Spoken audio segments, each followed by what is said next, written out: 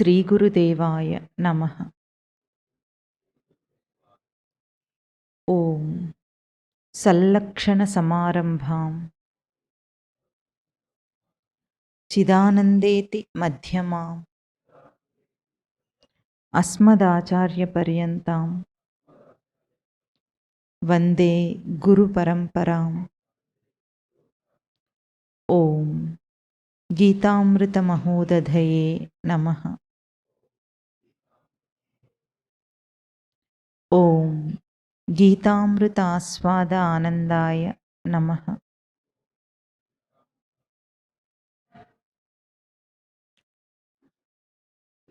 రెండో అధ్యాయం 46వ శ్లోకం.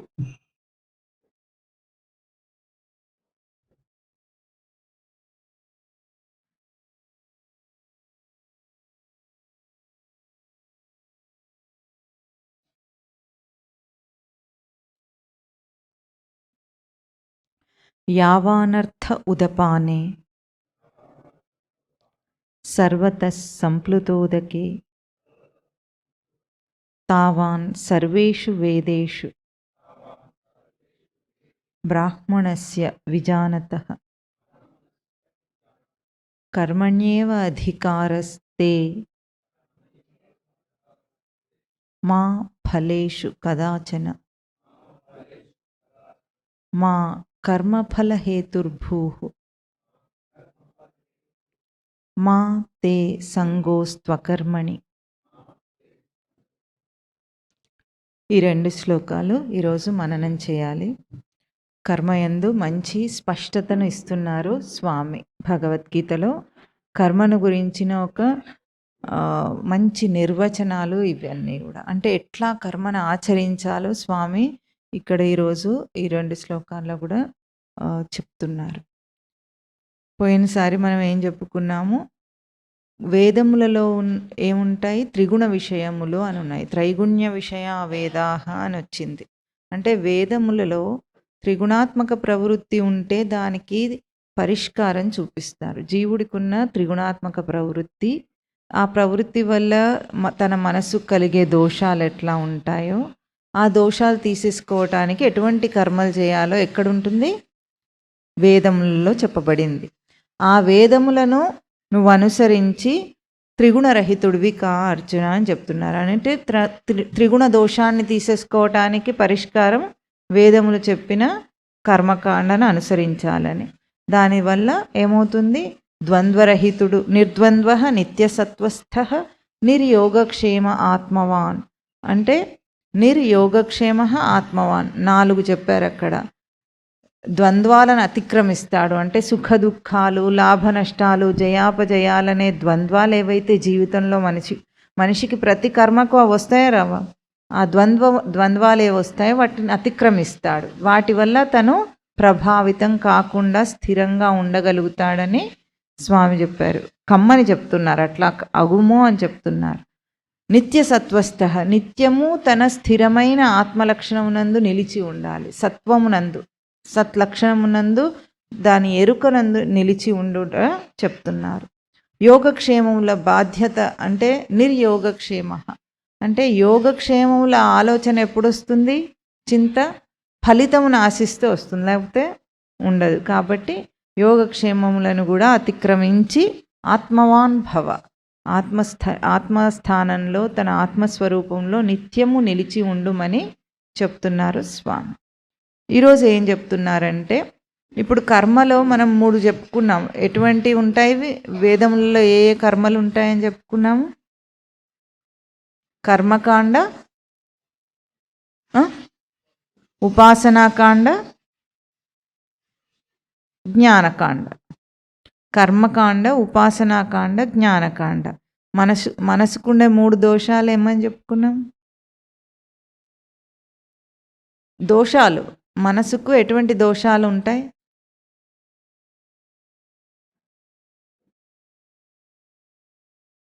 నీటిలో సూర్యుని ప్రతిబింబం ఎప్పుడెప్పుడు కనిపించదంటే 3 చెప్పారా లేదా, చెదిరిపోయినప్పుడు,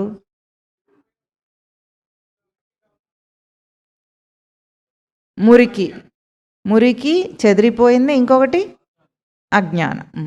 మల విక్షేప ఆవరణలు అని చెప్పుకున్నాం. చెప్పండి.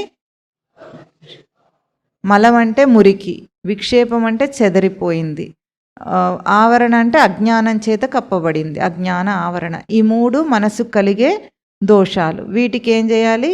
కర్మకాండ, ఉపాసనాకాండ, జ్ఞానకాండ అని మూడు దానికి పరిష్కారాలు వేదం చూపించిందని చెప్పుకున్నాం. ఇప్పుడు ఈరోజు ఏం చెప్తున్నారు స్వామి?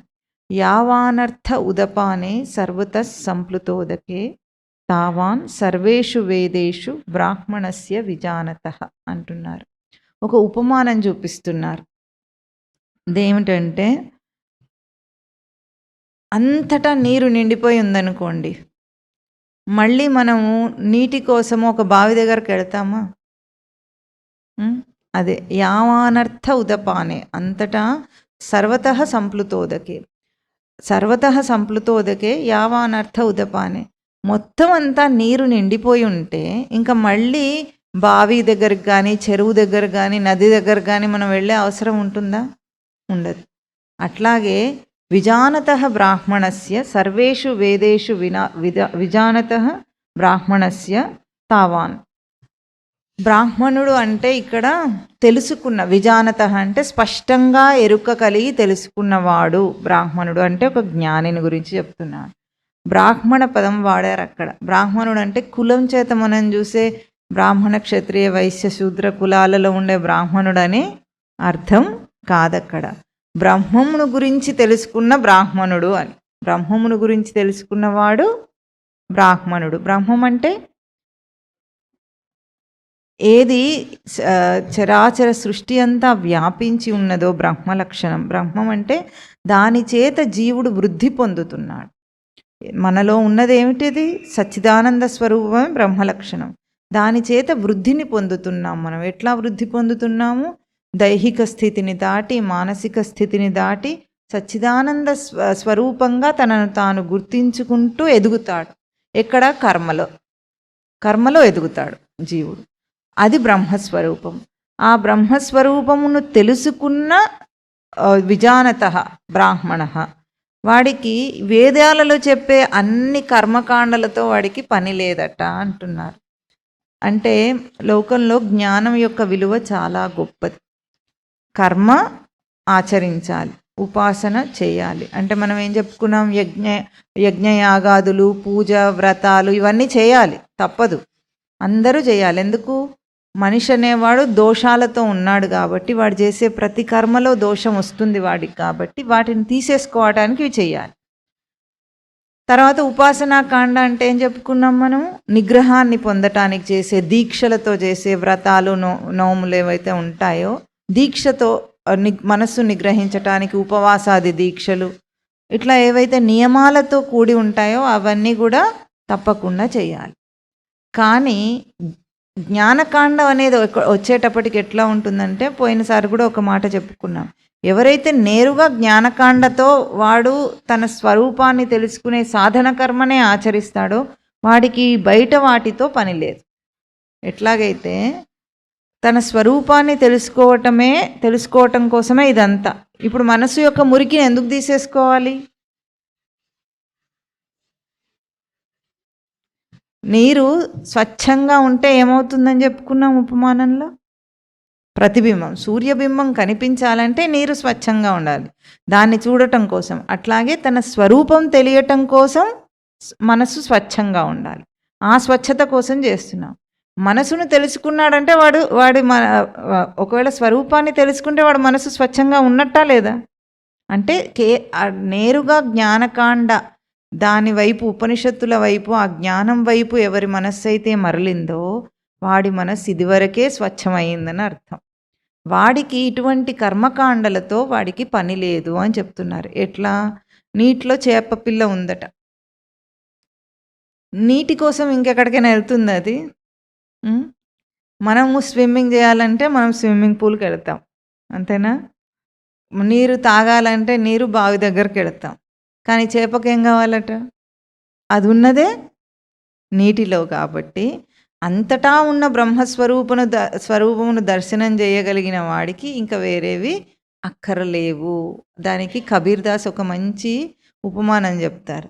ఏమంటే ఒకసారి సముద్రంలో అలా బయలుదేరిందట వెతకటానికి. ఎవరిని? సముద్రాన్ని వెతకటానికి బయలుదేరిందట. సముద్రంలోని అల సముద్రాన్ని వెతికితే ఎట్లా ఉంటుంది? వెతుకుతుంది అది? ఎందుకు వెతకలేదు? అదే సముద్రం గనుక. అది కూడా సముద్రమే కదా! అదే సముద్రం అయ్యుండి మళ్ళీ సముద్రాన్ని తెలుసుకోవాలని ప్రయత్నం చేస్తే అవసరం లేదు ఎట్లాగో. ఇంకొకటి బట్ట ఉందట, ఒక వస్త్రం, నేసిన వస్త్రం. అది ఇప్పుడు దారపోగును వెతుకుతానని వెళుతోందట. పెడితే ఎట్లా ఉంటుంది? అవసరం ఉందా దానికి? అదే దారంతోనే అది ఉంది. దాని స్వరూపమే దారంలో సమూహం. ఎట్లాగో అట్లాగే నీటి అంతటా నిండి నీరుంటే ఇంకొక జలాశయంతో మనకి ఏ పని లేదు. మనం బావి దగ్గరికి వెళ్ళాల్సిన అవసరం లేదు. ఎట్లాగో అంతటా తన బ్రహ్మస్వరూపమును దర్శనం చేయగలిగిన వాడికి అని చెప్తున్నారు ఇక్కడ. బ్రాహ్మణుడు అంటే ఎవరంటే, మనం కర్మకు 3 రూపాలు చెప్పుకున్నాం. ఏం రూపాలు అవి? కర్మస్థానాలేవి? కర్మ. బయటిదేమో క్రియాస్థానము, ఇంద్రియాలలోనేమో చేష్టాస్థానము, బుద్ధిలో కర్మస్థానం. ఇది కర్మకు 3 రూపాలని చెప్పుకున్నాం. ఈ కర్మ యొక్క 3 రూపాలు కూడా తెలుసుకున్నవాడు ఎట్లా తెలుసుకుంటాడు?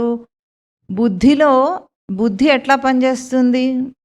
బుద్ధి ఎట్లా చైతన్యవంతమై ఉంది? బుద్ధితో ఆలోచిస్తాము, నిశ్చయం చేసుకుంటాం. సరే, బుద్ధి దేనివల్ల చైతన్యవంతమై ఉంది? అర్థం కాలేదు. ఏమిటి? బుద్ధి మనసు వల్ల చైతన్యవంతం అవుతుంది. బుద్ధి లోపల ఉంది, ఇంకా మనస్సు కంటే లోతైంది కదా బుద్ధి. మనస్సు బయటిది. బుద్ధి కంటే లోపల ఏముంటుంది? సచ్చిదానంద స్మృతి. బుద్ధికి ఆ తేజస్సు సచ్చిదానంద స్మృతి వల్ల కలుగుతుంది. అందుకు అది నిశ్చయం చేసుకోగలుగుతుంది. ఇప్పుడు బుద్ధి స్థానంలో మనిషి ఏదైనా కర్మను ఆచరిస్తున్నప్పుడు కూడా అది సచ్చిదానంద స్మృతి యొక్క వెలుగుతోనే తాను చేస్తున్నాడు. అంటే ఆధారం ఏముంది? ఆధారం ఏమైంది? సచ్చిదానంద స్మృతే ఉంది. తర్వాత చేష్టా స్థానంలో మనం ఒక చేష్ట చేస్తున్నాం, చేత్తో కానీ కాళ్ళతో కానీ ఏదో చేష్ట చేస్తున్నాం. ఇప్పుడు కూడా ఆధారం ఏముంది? సచ్చిదానంద స్మృతి ఆధారంగా ఉంటేనే చేస్తాడు. అందుకే చేయిని విడదీసి దాన్ని పనిచేయమంటే చేస్తుందా? చెయ్యి, ఈ ఉపనిషత్తుల్లో ఒక కథ కూడా ఉంటుందట. కన్ను అనుకుంటుంది అన్నదే చూస్తున్నాను అనుకుంటుందట. అట్లాగే చేతులు కాళ్ళు అన్ని ఇంద్రియాలు అవే అన్ని పనులు చేసేస్తున్నాయి సొంతంగానే, చాలా విరవీగిపోతున్నాయట. అప్పుడు కంటిని అట్లా దేహం నుండి పక్కకి జరిపితే అదేం చేస్తుంది? చూడగలుగుతుందా? ఎందుకు చూడలేదు? అది దేహమునందు ఉండటం కాదు, సచ్చిదానంద స్మృతి వల్ల దానికి ఆ తేజస్సు వస్తే కన్ను చూడగలుగుతుంది. కానీ సచ్చిదానంద స్మృతి లేకపోతే కన్ను అనేది ఒక రంధ్రం లాంటిది. కమలేశు చూడని కన్నులు కన్నులే తనుకుడ్యజాల రంధ్రములుగాక అంటాడు ప్రహ్లాదుడు. అంటే కమలేశు అంటే ఆ నారాయణుణ్ణి చూడని ఏ కన్నులైతే ఉన్నాయో అవి కళ్ళు కాబట్టి అవేమి గోడల్లో 2 రంధ్రాలు వేసినట్టట. ఇవి 2 రంధ్రాల వంటిది. అంటే ఎప్పుడైతే సచ్చిదానంద స్మృతి యొక్క ఎరుక లేకుండా కన్ను అన్నీ అదే చూస్తుందని అనుకుంటే అవి కేవలము 2 ద్వారాలు మాత్రమే. ఆ ద్వారాల గుండా ప్రసరిస్తున్నదేమిటి? చూపు అంటే అది సచ్చిదానంద స్మృతి యొక్క వెలుగే కంటిలో చూపుగా వస్తోంది. వినికిడంటే సచ్చిదానంద స్మృతి యొక్క వెలుగే చెవిలో వినికిడి శక్తిగా మనకు తెలుస్తుంది. అదే సచ్చిదానంద స్మృతి యొక్క వెలుగు నాలుకలో ప్రసరించినప్పుడు రుచి అవుతోంది. అదే సచ్చిదానంద స్మృతి యొక్క వెలుగు ముక్కు ద్వారా మనకు తెలుస్తున్నప్పుడు అది వాసన అవుతోంది. అదే సచ్చిదానంద స్మృతి యొక్క వెలుగే మనకు స్పర్శ ద్వారా చర్మమంతా దేహమంతా వ్యాపించి తెలుస్తుంది. ఇప్పుడు ఆధారభూతమైనది ఏమిటి? సచ్చిదానంద స్మృతి. తర్వాత మళ్ళీ క్రియాస్థానం. క్రియలో బాగా చేసేసి మనిషి చాలా విర్రవీగుతాడు. అందుకే కర్మణ్యేవ అధికారస్తే శ్లోకం వస్తుంది. ఇప్పుడు కర్మ గురించి చెప్తారు స్వామి. బయట పనిచేసి మనం ఎంత మురిసిపోతాం, నేను ఇది బాగా చేశాను. ఏమంటాడు? నేను ఇది బాగా చేశానని గర్వపడేది ఎవరక్కడ? బుద్ధి గర్వపడుతోందా? లేదా చేసిన ఇంద్రియం గర్వపడుతోందా? బయట విషయాత్మకంలో గొప్ప చూసేవాడు ఎవరక్కడ వాడు? ఎవరైతే బయట చూసి నేనే చేశాను అంటున్నాడో వాడెవరు?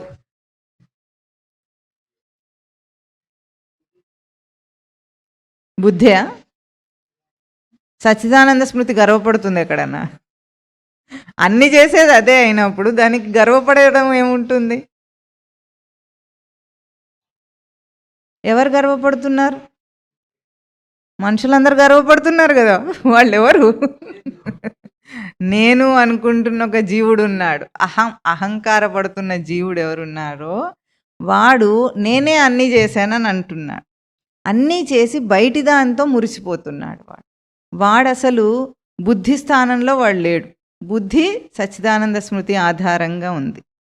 మరి చేష్టాస్థానంలో ఇది ఒక పరికరం మాత్రమే. కాళ్ళు, చేతులు, కళ్ళు, ముక్కు ఇవన్నీ పరికరాలు మాత్రమే. పరికరానికి ఏముంటుంది? స్వతంత్రం గర్వపడడానికి ఏమీ ఉండదు.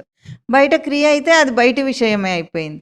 జీవుడు అనేవాడు ఎవరున్నాడో వాడు ఊహాకల్పితుడు. వాడు లేడు, అసలు నేను చేశాను అనేవాడు లేడు సృష్టిలో. అందుకే అహంకారం అనేది అక్కర్లేదు. ఎందుకంటే సచ్చిదానంద స్మృతిని గుర్తించని వాడు జీవుడు. ఎవరైతే సచ్చిదానంద స్మృతి ఆధారం తెలియకుండా ఒక ఇండిపెండెంట్ ఐడెంటిటీ నేను అని ఫలానా అనుకుంటాడో వాడు జీవుడు. వాడు గర్వపడతాడు. ఇక్కడేమంటున్నారు? బ్రాహ్మణస్య విజానతః. ఎవరైతే బ్రాహ్మణ అంటే ఆ బ్రహ్మస్వరూపాన్ని తన ప్రతి చేష్టలో ప్రతి కర్మలో దర్శనం చేస్తాడో, ఎరుకతో గుర్తిస్తాడో వాడు బ్రాహ్మణుడు. బ్రాహ్మణుడు అంటే కులం చేత బ్రాహ్మణుడు కాడు. అందుకే మన హిందూ ధర్మంలో కులం చేత బ్రాహ్మణుడు కాడు, కర్మ చేత అవుతాడని ఎన్నో ఉదంతాలు ఉన్నాయి. ఇప్పుడు జనక మహారాజు ఉన్నాడు. జనక మహారాజు ఉన్నతమైన సాధకుడు, ఉత్తమ సాధకులలో ఆయన పేరు భగవద్గీతలో కూడా వస్తుంది. అంటే ఆయన ఒక క్షత్రియుడు అయినప్పటికీ కూడా ఆయన మహాసాధకుడు, జిజ్ఞాసు, సాధకుడు, జ్ఞాని. ఇప్పుడు ఆయన రాజ్యభారాన్ని వదిలేశాడా? రాజుకు ఎక్కువ పనులు ఉంటాయా, మనకు ఎక్కువ పనులు ఉంటాయా చెప్పండి? రాజుకే ఉంటాయి. ఆయన రాజ్యభారాన్ని వదిలేయలేదు, సన్యాసం తీసుకొని అడవికి వెళ్ళను లేదు. కానీ ఈ బ్రహ్మజ్ఞానమునందు ఆయనకు విపరీతమైన జిజ్ఞాస ఉండేది. చాలా ఉన్నతమైన పాత్ర అయినది మనకు చూపించబడింది. అంటే ఏ కులంలో ఉన్నావు అన్నది కాదు అక్కడ కావాల్సింది ఏమిటి? బ్రహ్మజ్ఞానమునందు జిజ్ఞాస ఉండాలి. బ్రహ్మజ్ఞానం అంటే అదేదో ఎవరి గురించో చెప్పదు. ఎవరి గురించి అది?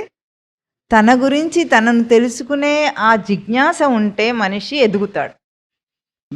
బృహి వృద్ధౌ ధాతువు, బ్రహ్మశబ్దానికి బృహి వృద్ధౌ ధాతువు అంటే ఎదగటం. ఆ ఎదగటానికి బ్రాహ్మణ కులంలోనే పుట్టవలసిన అవసరం లేదు. ఎంతోమంది ఇప్పుడు మనకు బ్రహ్మర్షి విశ్వామిత్రుడు ఉన్నాడు. విశ్వామిత్రుడు కూడా క్షత్రియుడే. క్షత్రియుడు అయినప్పటికీ కూడా ఆయన రాజర్షి కంటే గొప్ప బ్రహ్మర్షి అని తెలుసుకొని ఒకసారి ఒక ఉదంతం జరుగుతుంది. విశ్వామిత్రుడు పూర్వం ఋషి కాకముందు వశిష్ఠ మహర్షి ఆశ్రమానికి వెళ్తారు. ఒకసారి ఆయన రాజు, ఆయన సైన్యం అంతా తీసుకొని వెళ్తాడు. అడవికి వెళ్ళినప్పుడు ఆయన ఆశ్రమానికి వెళ్తాడు. వెళ్ళినప్పుడు రాజు పరివారం అంతా చాలామంది వస్తే ఒక ఋషులు ఏమి ఆతిథ్యం ఇవ్వగలరు వాళ్ళకి? అయినా సరే చాలా గొప్ప ఆతిథ్యం ఇస్తాడు వశిష్ఠ మహర్షి. మొత్తం అందరికీ విందు భోజనమే ఏర్పాటు చేస్తాడు. అంతా అయిన తర్వాత అప్పుడు అసలు ఈయనకు అడవిలో కూర్చొని తపస్సు చేసుకునే ఈయనకు ఇంత ఆతిథ్యం ఇచ్చే అంత ఎట్లా ఏర్పాట్లు చేయగలిగాడని కనుక్కుంటాడు. కనుక్కునేటప్పటికీ ఆయన దగ్గర ఒక గోవు ఉంటుంది, కపిల అనుకుంటా దాని పేరు. ఆ గోవు కల్పవృక్షం లాంటిది అనమాట. ఏది అడిగితే అది ఇచ్చేస్తూ ఉంటుంది. ఏది అడిగితే అది ఇచ్చేస్తే ఎంతమందికి ఎన్ని వంటలు కావాలన్నా దాని నుండే వస్తాయి. అట్లాంటి గోవు ఆయన దగ్గర ఉంది. అయితే ఆయన ఏమంటాడు, ఇది నా దగ్గర ఉండాలి కానీ నీకెందుకు, రాజు దగ్గర ఉండాలి, ఇలాంటి గొప్ప సంపదలు ఏవైనా కానీ నాకు ఇచ్చే అంటాడు. అయితే అది వస్తే తీసుకెళ్ళమంటాడు. ఈయన ఏమనడు, వస్తే తీసుకెళ్ళు అని అంటాడు. అది కదలదు అక్కడి నుండి. కదలకపోతే బలవంత పెడతాడు. బలవంత పెట్టి దాన్ని లాక్కుపోయే ప్రయత్నం చేస్తే అది కదలదు అక్కడి నుండి. కదలకపోతే ఇంకా దాన్ని హింసించడం మొదలు పెడతారు. హింసిస్తుంటే అప్పుడు వశిష్ఠ మహర్షి నిన్ను నువ్వు రక్షించుకో అంటారు. గోవుని ఏమంటాడు, నిన్ను నువ్వు రక్షించుకో అంటే ఇంకా దాని పొదుగులో నుండి సైనికులు వస్తారు. ఇప్పుడు మొత్తం పెద్ద సైన్యం వస్తుంది.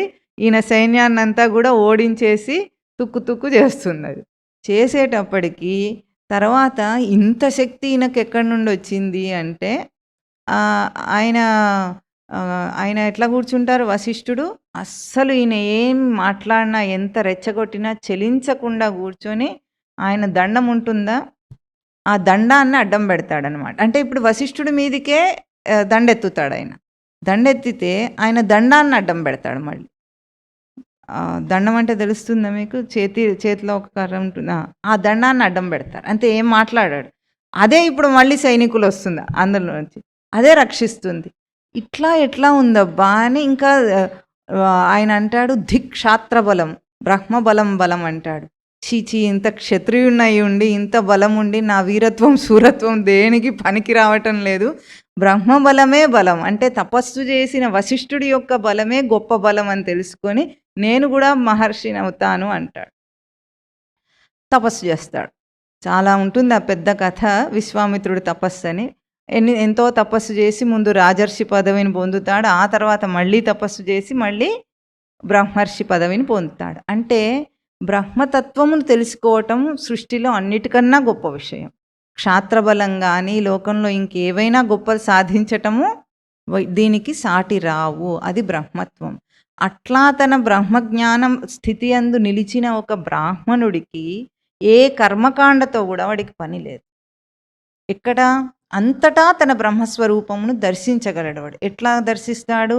యదేవేహ తదమూత్ర యదమూత్ర తదన్విహ. ఇక్కడ ఏదుందో అక్కడ అది ఉంది, అక్కడ ఏదుందో ఇక్కడ అదే ఉంది అని దర్శనం ఎట్లా వస్తుందో తర్వాత శ్లోకంలో మనం చెప్పుకుందాం. కనుక అంతటా అదే నిండి ఉన్నప్పుడు ఇంకొక కర్మ ద్వారా దాన్ని పొందే అవసరం మనిషికి లేదు. చేయలేని పక్షం అది దర్శనం చేయలేకపోతే మళ్ళీ దైవీ కర్మ అని ఇంకోటి చేయాలి. చేసే ప్రతి కర్మ దైవీ కర్మనే. మనం అన్నం తిన్నా అది పూజనే కావాలి. మనం నడిచినా అది పూజగా జరగాలి. మనము మాట్లాడినా అది దైవీ కర్మగానే పూజగానే జరగాలి. మనం పూజ కూడా పూజలాగా చేయము. ఎట్లా ఉంటుంది? పూజ కూడా పూజలాగా చెయ్యం. ఏ పని చేసినా అది పూజగా జరగాలి. మా మఠంలో కూడా చెప్తాం ఏమంటే, ఇప్పుడు మఠంలో పూజ చేయాలంటే పూజ చేసే వాళ్ళు ఒకరు ఉంటారు. కానీ అంతకు ముందే పూజ చేయాలంటే హాలు ఉడవాలి కదా, ఊడ్చి తుడవాలి, మళ్ళీ పూలు కోసుకురావాలి. ఇవన్నీ కూడా బయట నుండి పూజకు కావాల్సిన పనులైనా కదా. అక్షతలు ఏరుకోవాలి అంటే మేము అక్షతలను విరిగిపోయిన అక్షతలు బియ్యాలు తెచ్చి ఇట్లా పోయాం. అక్షతలను ఏరుతారనమాట. ఎట్లా అంటే అక్షత అంటే క్షతం కానిది అని అర్థం, విరిగిపోనిది అని అర్థం. మనం తెచ్చి రేషన్ బియ్యం పోస్తే అది అక్షత అవుతుందా? కాదు. దానికి ఏం చేస్తారు మఠంలో అంటే ఒడ్లు కొంటారు. ఒడ్లు కొనుక్కొచ్చి దాన్ని కడిగి ఆరబెడతారు. కడిగి ఆరబెట్టిన తర్వాత ఒడ్లలోంచి బియ్యం తీస్తారు. అది దానికి ఒక చిన్న ఏర్పాటు ఉంటుంది. ఒక రాయి మీద పెట్టి ఇట్లా అంటే వచ్చేస్తాయి. అట్లా ఏరిన బియ్యాన్ని అక్షతలు విరిగని వాటిని ఏరి పెడతాం. ఇప్పుడు ఇవన్నీ పనులు చేస్తారు, ఒత్తులు చేసుకుంటారు, పూజకి ఇవన్నీ ఏర్పాట్లు చేస్తారా లేదా? ఇదంతా పూజ కాదా? ఇప్పుడు ముందు ఉడిచేవాడు లేకపోతే పూజ అవుతుందా? అసలు కాదు. అంటే ముందు పూజ ఏది? ఊడవటం పూజ. శుచి, శుభ్రత, అనుష్ఠానం ఇది పూజ. కర్మలో, దైవీ కర్మలో అక్కడ కూర్చొని నాలుగు మంత్రాలు చెప్పించి ఓం కృష్ణాయ నమః, ఓం వాసుదేవాయ నమః, ఓం ఓం అనుకుంటే అక్కడ చేసేది కాదు. దానికి ఏర్పాటు చేసే ప్రతి పని అక్కడ దైవీ కర్మనే. అట్లాగే జీవితంలో మనం చేసే ప్రతి పనులు కూడా అంతే స్వచ్ఛంగా, అంతే శుచితో, అంతే ఎరుకతో చెయ్యాలి. ఏ పని అసలు మనిషి కదిలాడంటేనే ఏమర్థం? సచ్చిదానంద స్మృతి నీకు ఎరుకకు రావటానికి అక్కడ అవకాశం ఉంది. కదులుతున్నామంటే చైతన్యం తెలుస్తుందా లేదా? చైతన్యం ఎట్లా ఉంది? చేయి కదులుతుంటే చేతి యొక్క కదలిక తెలుస్తుందా? చైతన్యం స్ఫురణకు వస్తుందా? చెప్పండి. మీరు ఇప్పుడు మాట్లాడుతున్నారు అనుకోండి, మాట ఏమో బయటిది, లోపల చైతన్యం, మీ అనుభవంలో చైతన్యం ఉంటుందా? మాట ఉంటుందా? చైతన్యవంతమైన దేహం అనుభవిస్తున్నాం మనం. దీంతో ఏ కదలిక చేసినా అది పూజ కావాలి. అది బ్రాహ్మణత్వం. అట్లా బ్రతకటం బ్రాహ్మణ జీవితం. అందుకే బ్రాహ్మణులు పూర్వం అట్లా ఉండేవాళ్ళు ఒకప్పుడు. ఇప్పుడు అట్లా లేరు. కానీ బ్రాహ్మణులు అని ఎందుకన్నారంటే బ్రహ్మజ్ఞానం పొందిన వాళ్ళు కనుక బ్రాహ్మణులని అర్థం వాళ్ళు. అట్లా ఉంటే ఎవరైనా బ్రాహ్మణుడే అవుతాడు. కులం చేత కాదు, ఏదైనా పుట్టుగాక, నువ్వు మనిషివే కదా. మనిషి బ్రహ్మజ్ఞాన స్థితిలో ఉంటే, అంటే తన స్వరూపము యొక్క ఎరుక తనకు ఎల్లప్పుడూ ప్రతి కదలికలో ఉంటే వాడు బ్రాహ్మణుడే. వాడికి ఏ కర్మ బయటిది ఉపవాసాది దీక్షలు కానీ, ఈ బయట పూజలు యజ్ఞయాగాది క్రతువులు కానీ వాడికి అక్కర్లేదు. జ్ఞానం చేతనే వాడు ఆ స్థితిని పొందుతాడు. జ్ఞానం ఎంత గొప్పదంటే, దీపం వెలిగించిన తర్వాత వెలుతురు రావటానికి ఎంత టైం పడుతుంది? ఎంత టైం పడుతుంది? వెలిగించటమే దీపం, వెలుగు రావటం అంతే. వెలుగునివ్వటం వెలిగించటం అంటే. చీకటి పోవడానికి ఎంత టైం పడుతుంది? మళ్ళీ కాసేపు అయిన తర్వాత దీపం వచ్చిన తర్వాత నెమ్మదిగా చీకటి పోతుందా? రెండు ఒకేసారి ఇన్స్టంటేనియస్ అంటామా మనం, ఇన్స్టెంట్గా అప్పటికప్పుడు దీపం వెలగటం ఏమిటి, చీకటి పోవటం ఏమిటి, రెండు ఒకేసారి జరుగుతాయి. జ్ఞానం అది. ఒక్కసారి వినటం ఏమిటి, తనకు ధారణ అయిపోవటం, తానే సచ్చిదానంద స్మృతి స్వరూపం అన్న ఎరుక రావటం ఏమిటి, ఒకేసారి జరుగుతాయి. అది జ్ఞానం యొక్క విలువ.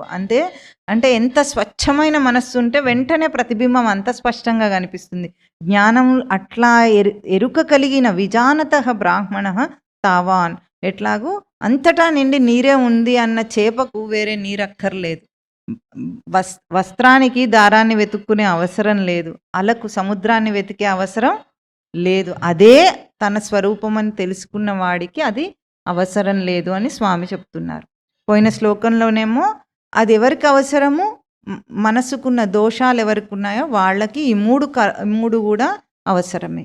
కానీ అట్లా కాని స్థితిలో తెలుసుకున్న వాడికి ఇంకా అవసరం లేదంటున్నారు. ఇప్పుడు కర్మణ్యేవ అధికారస్తే శ్లోకము చక్కగా నిర్వచనం చేస్తుంది. ఎట్లా నువ్వు కర్మను ఆచరించాలి మనిషి అనే దాన్ని చెప్తారు. చెప్పండి. కర్మణ్యేవ అధికారస్తే మా ఫలేషు కదాచన మా కర్మఫల హేతుర్భూః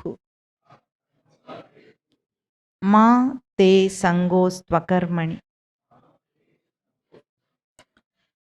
ఎవరైనా ఆధ్యాత్మికంలోకి వచ్చేసిన తర్వాత కర్మల గిర్మల ఏం పనులు చేయకుండా వదిలేసి ముక్కు మూసుకొని తపస్సు చేయమని భగవద్గీత బోధ కానే కాదు. కర్మను ఆచరించటం ఇది కర్మక్షేత్రం, జీవుడికి తప్పనిది, తప్పకుండా ఆచరించి తీరాలి. అయితే ఆ కర్మ అంటే మళ్ళీ బయట పనులు చేసుకోవటము, పెళ్ళిళ్ళు చేసుకొని బరువు బాధ్యతలు మోయటము, వృత్తి వ్యాపార కర్మలు కాదు. గనక ఈ స్పష్టతనిస్తుంది. ఈరోజు ఈ శ్లోకంలో 4 పాదాల్లో 4 సూత్రాలు చెప్పారు స్వామి. కర్మణ్యేవ అధికారః తే కర్మణ్యేవ అధికారః తే, నీకు కర్మయందు మాత్రమే అధికారం ఉంది. ఫలేషు కదాచన మా ఫలేషు కదాచన అంటే ఫలం అంటే కర్మకు ఫలం, రిజల్ట్, దాని మీద నీకు అధికారం లేదు. ఇప్పుడు ముందు ముఖ అర్థం తెలుసుకుందాం. ఫలేషు కదాచన మా కర్మఫల హేతుర్భూః, కర్మఫలానికి నువ్వు గురి కావద్దు. ఇప్పుడు 4 సూత్రాల్లో కర్మయందే నీకు అధికారం ఉంది, కర్మఫలమునందు నీకు అధికారం వద్దు. మా అంటే వద్దు అని అర్థం. మా కర్మఫల హేతుర్భూ, నీవు కర్మఫలానికి గురి కావద్దు. ఇప్పుడు కర్మకు ఫలం సుఖం అనుకుందాం, సుఖానికి గురి కావద్దు. కర్మకు ఫలం దుఃఖం అనుకుందాం, దానికి నువ్వు గురి కావద్దు. గురి కావడం అంటే దాని పాలబడ్డాడు, దాని ప్రభావం నీ మీద ఉండకూడదు. దాని పాలబడకని గురి కాకు అంటే. తర్వాత మా తే సంగోస్తు అకర్మణి, అట్లా అన్నారు కదా అని కర్మ చేయకుండా ఉండకు. ఇంకా ఏం చేయాలి ఇవన్నీ అంటే ఇంత కన్ఫ్యూజింగ్గా 4 చెప్తున్నారు అక్కడ. కర్మ చేయకుండా వదిలేయమని చెప్పటం లేదు. 4 సూత్రాలు ఏమిటి? కర్మయందే నీకు అధికారం, కర్మ ఫలమునందు నీకు అధికారం వద్దు, మళ్ళీ కర్మ ఫలమునకు నువ్వు గురి కావద్దు, కర్మ చేయకుండా నువ్వు ఉండద్దు. అంటే కర్మక్షేత్రంలో ఈ మనిషి కర్మ తప్పకుండా ఆచరించాలి. ఎట్లా ఆచరించాలనేది ఈరోజు మనం తెలుసుకుందాం. మామూలుగా లోకంలో ముందు కర్మకి ఎట్లా చూపిస్తారో చెప్తాం. ఒక కర్మ చేశాడు అంటే దానికి 2 ఫలితాలు వస్తాయి. ఒకటేమో సుఖము, దుఃఖం. దానివల్ల తనకు పుణ్యము పాపము, కర్మ వల్ల పుణ్యము పాపము కలుగుతాయి. రెండు రెండు కాన్సిక్వెన్సెస్, రెండు జరగటానికి అక్కడ అవకాశం ఉంది. సుఖం వల్ల పుణ్యం వల్ల సుఖం వస్తుంది, పాపకర్మ వల్ల దుఃఖం వస్తుంది. ఇవి కర్మకు ఒక క్రమం అన్నమాట లోకంలో చెప్పేది. అందుకే మనుషులందరూ పుణ్యకర్మ చేసి బ్రతకాలనుకుంటారు. అవునా? ధార్మికంగా బ్రతకటం, పుణ్యకర్మలు చేయటం, దానము ధర్మము ఉంటాయి కదా, పూజలతో పాటు దాన ధర్మాలు చేస్తారా? ఇంకా మంచి పనులు ఏవైతే లోకంలో అనుకుంటారో అవన్నీ కూడా ధార్మికంగా బ్రతకటం అనేది ఒక లోకంలో పద్ధతి. అది చేస్తే దానివల్ల ఏమొస్తుంది? పుణ్యం వస్తుంది. పుణ్యం వస్తే ఏమొస్తుంది? సుఖం వస్తుంది. అది ఫలం అన్నమాట. ఇప్పుడు మనం సుఖం కోసం ధార్మికంగా బ్రతుకుతామా, బ్రహ్మమును గుర్తించటం కోసం బ్రతుకుతామా, తన స్వరూపాన్ని గుర్తించటం కోసం? చెప్పండి. దానం చేస్తారు, మీరు అందరు దానాలు చేస్తుంటారా? చిన్న చిన్నవైనా పెద్దవో చిన్నవో చేస్తారు. ఎందుకు చేస్తారు? పుణ్యం వస్తే ఏమవుతుందో తెలుసా మీకు? ఒక సుఖం వస్తుంది. సుఖం ఎంతసేపు ఉంటుంది? ఎంతసేపు ఉంటుంది? అట్లా చూసి చూడకుండానే పోతూనే ఉంటుంది. దానికోసం దానం చేస్తే అప్పుడు మోసపోతాడు మనిషి.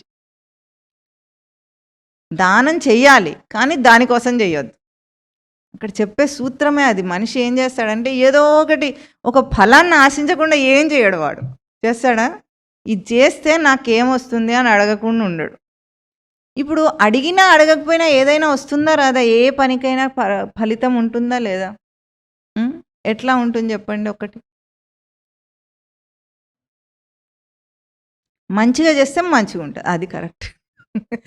భాష అట్లా ఉన్నా సరే కానీ కర్మ చేయటం కాదు, ఏ కర్మ చేసావు కాదు, ఎట్లా చేసావు అనేది చాలా ముఖ్యమైన విషయం. మనం దానం చేసేటప్పుడు ఎట్లా చేస్తామంటే, మామూలుగా అందరు ఎట్లా చేస్తారంటే, తనకు పనికిరాంది ఏదైనా ఉంటే దానం చేసేద్దాం అనుకుంటాడు, అంతేనా?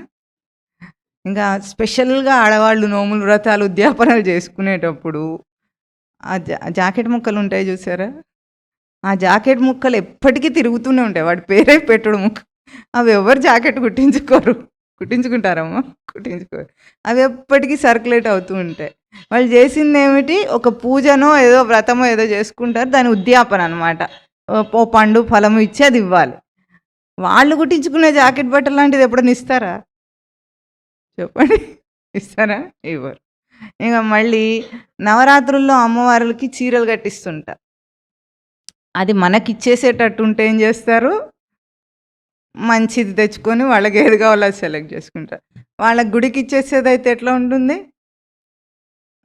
అది మిక్స్డ్ సిల్క్ది ఏదో ఉంటుంది, అది డిస్కౌంట్లో ఏదో ఇస్తారు చూడండి, అలాంటివి తీసుకొచ్చి కట్టించేస్తారు. ఇప్పుడు వాడికి ఏం కావాలి? దీంతో పుణ్యం కావాలి. లేకపోతే చీర మనకు వచ్చేస్తుంది, మంచిది, అదైతే ఇంకా మంచిది, అక్కడ పెట్టి వచ్చేసింది. మనకు ప్రసాదం పెడితే ఎట్లా వస్తుంది? అంత పెడతాం, మొత్తం మనకే వస్తుంది. అట్లా వచ్చే ఉన్న చోట క్వాలిటీ ఎట్లా మెయింటైన్ చేస్తాడు మనిషి? ఇది పుణ్యకర్మనే అంటారా మీరు ఎవరన్నా? ఇప్పుడు ఇన్నాళ్ళు విన్న తర్వాత నేను చెప్పటం ఎందుకు, మీకే అంతా తెలిసిపోతుంది. పుణ్యకర్మనా? ఇది పాపకర్మ. అంటే పుణ్యం చేస్తున్నా అని అనుకొని చేసేది ఏమిటి? ఫలం కోసం ఆశించి పాపకర్మ చేస్తున్నాడు వీడు. పాపం భ్రాంతిలో ఏమనుకుంటాడు? నేను మంచి పని చేశాను, నాకు వస్తుంది, పుణ్యమే వస్తుంది, సుఖాలే వస్తాయంటాడు. కానీ చూస్తే రిజల్ట్ ఏమొచ్చింది? పాపం వచ్చింది.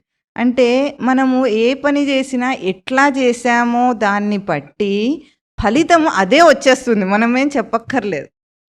వంట చేసేటప్పుడు ఉప్పు కొద్దిగా ఎక్కువ పడింది, దాని ఫలితం ఏమొస్తుంది? ఉప్పు ఎక్కువ కూర వస్తుంది, అంతే కదా. దానికి మనం ఏమైనా అడగాల? మనం ఎట్లా చేసామో దాన్ని బట్టి నిర్లక్ష్యంగా వంట చేస్తే అది ఎట్లా ఎక్కువ తక్కువ అయిపోతుంది. అదేం చేస్తుంది? రుచి దానంతటా అదే చెప్తుంది, నువ్వు ఉప్పు ఎక్కువ వేసావు అని చెప్తుంది. అన్నీ అట్లవే అవి మాట్లాడతాయి. మీకు ఎప్పుడైనా తెలుసా? వీడు చెప్తూ ఉంటాడు, ఊడిస్తే చెత్త పోదనుకోండి, ఆ చెత్త మాట్లాడుతుంది, చూడు నన్ను ఊడవలేదు అని అంటుంది. మనకేమో మౌన భాష వినిపించదు. ఏదైనా పని చేస్తే సరిగ్గా రాయలేదనుకోండి, అక్షరాలు అంకర్ టింకర్గా ఉన్నాయి, అవి మాట్లాడుతున్నాయి. ఏమని? నువ్వు ఎట్లా రాసావో అట్లా పడతాయా అక్షరాలు? వాటికంతట అవే పడతాయా? నేను బాగా రాశాను కానీ అక్షరం సరిగా రాలేదని అంటే అది ఎప్పుడైనా జరుగుతుందా? అంటే ఇప్పుడు ఫలం ఎట్లా ఉంది? దేన్ని బట్టి ఫలం వస్తోంది? మనం చేసే పని అక్కడ బొమ్మ గీసినట్టు అనిపిస్తుంది అంతే. అంటే నీ బుద్ధి ఎట్లా ఉందో అది అక్కడ రిఫ్లెక్ట్ అవుతుంది. అంటే లోకమంతా ఏది ఉందో అది అందరి బుద్ధి యొక్క రిఫ్లెక్షన్. లోకం అంటే ఏమిటి ఇప్పుడు? ఎవరెవరు చేస్తున్న తీరు పనిలో బతుకుతున్నారో దాని రిఫ్లెక్షన్ బయట కనిపిస్తుంది.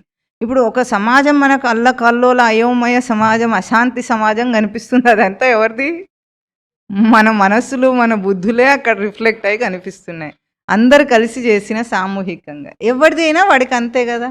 ఇప్పుడు మనం ఏం ఆలోచిస్తామంటే బాగా చేయాలన్నప్పుడు పనిని బాగా చేయాలి అంటాడు. పనిని బాగా చేయాలంటే మార్పు ఎక్కడ చేయాలి? బుద్ధి స్థానంలో చేయాలి. బుద్ధి స్థానంలో సరిగా చేస్తే బయట సరిగా వస్తుంది అది. ఇప్పుడు ఒక ఉపమానం చెప్తారు స్వామివారు. ఏమిటంటే ఇట్లా 2 ఉన్నాయి. ఇవి 2 వేరే వేరే దారులలో వెళుతున్నాయి. ఈ రెండిట్లో తేడా ఎంత ఉంది? ఒక 2 అంగుళాలు ఉందనుకుందాం, అంతేనా? దూరం 2 అంగుళాలే ఉంది. కానీ ఈ గీత ఇట్లాగే పొడవుగా గీసేసాం అనుకోండి, ఆ గీత అట్లాగే పొడవుగా గీసేసాం. అక్కడ ఎంత దూరం ఉంటుంది? ఆ చివర్లలో 2 అంగుళాలు ఉంటుందా? కిలోమీటర్లు కూడా అవుతుంది. అది పెద్ద గీతలు గీసేస్తే ఎక్కడ దాకాను ఎన్ని కిలోమీటర్లదైనా కావచ్చు. ఇంత దాన్ని సరిచేసి వాటి రెండింటిని దగ్గరికి తీసుకురావాలంటే ఎంత కష్టపడాలి? చాలా కష్టపడాలి. ఆ రెండింటి గ్యాప్, వాటి మధ్యలో ఉన్న తేడాన్ని కలిపేయాలంటే చాలా కష్టపడాలి. ఇక్కడ కలిపేస్తే ఏమవుతుంది? చాలా సులభం. అయిందా లేదా? పని అయిందా లేదా? అంటే మూలంలో దాన్ని సవరించగలిగితే బయట సవరింపబడుతుందా లేదా? ఏదైనా సవరింపబడుతుందా లేదా? అంటే ఏదైతే బొమ్మ గీచినట్టుగా బయటికి మనకు కనిపిస్తుందో దాన్ని సవరించాలంటే మనం ఏం చేయాలి? కర్మణి ఏవ తే అధికారః. నువ్వు ఎక్కడ చేయాలి? దాన్ని బయట మార్చే ప్రయత్నం చెయ్యొద్దు. నీ బుద్ధి స్థానంలో. కర్మస్థానం ఏది? బుద్ధి కర్మస్థానమా కాదా? చేష్టాస్థానం, క్రియాస్థానం. ఇప్పుడు 3 స్థానాలు మీకు అర్థమైనగా స్పష్టంగా ఉన్నాయి. బయట అక్షరం సరిగ్గా రాలేదు వాడికి అంటే వాడిని ఎక్కడ సరి చేయమని చెప్పాలి? వాడు చెయ్యి పట్టుకొని రాయించినా వాడు సరిగ్గా రాయడు. చేతిని పెన్ను సరిగ్గా పట్టించి మనం రాయిస్తున్నా సరే వాడికి కుదురు రాదు. వాడు ఎక్కడ బుద్ధిలో కుదురుగా ఉండి పని చేస్తే బయట ఏమవుతుంది? అది కుదురుగా గీత వస్తుంది. అది దానికి ఫలం అనేది మనం విడిగా కోరే అవసరం లేదు. ఇప్పుడు ఫలం అంటే ఏమిటంటే, ఉపమానం చెప్పుకుంటే ఫలం అంటే పండు, అవునా? చెట్టు నుండి ఫలం వస్తుంది మనకు. ఎట్లా వస్తుంది? నేరుగా పండ్లే కాస్తాయా? ముందేమొస్తుంది? పూత వస్తుంది. పూత ఏమవుతుంది? పిందె అవుతుంది. పిందె ఏమవుతుంది? కాయ అవుతుంది. కాయ ఏమవుతుంది? పండు అవుతుంది. కాయ పక్వమైతే పండు అంటాం మనం. పండు కావాలంటే ఇన్ని మార్పులు జరుగుకుంటూ వచ్చింది. అది పండు ఇంకా మారదు.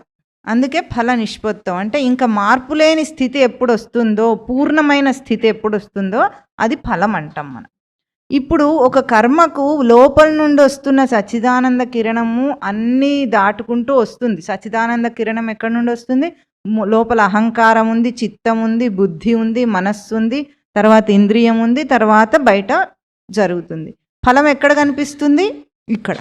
పండుని మనం మార్చలేం.